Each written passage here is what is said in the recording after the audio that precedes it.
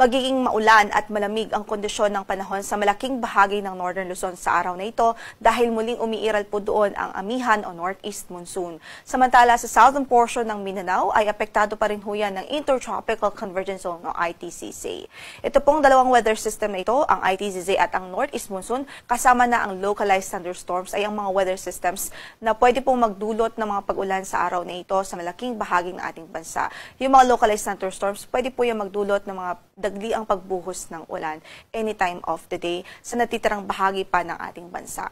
Samantala, update naman dito sa LPA na minomonitor po natin malapit sa ating area of responsibility.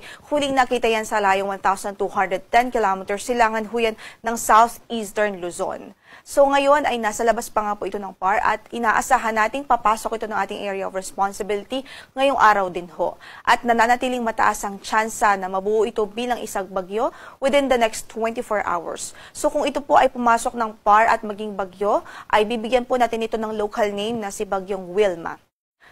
Sa ating initial na datos at analysis, nananatiling mataas po yung tsansa ng landfall scenario o mataas ang tsansa na maglandfall po ito dito sa Eastern Visayas o kaya naman sa Caraga region by Saturday or Sunday. So,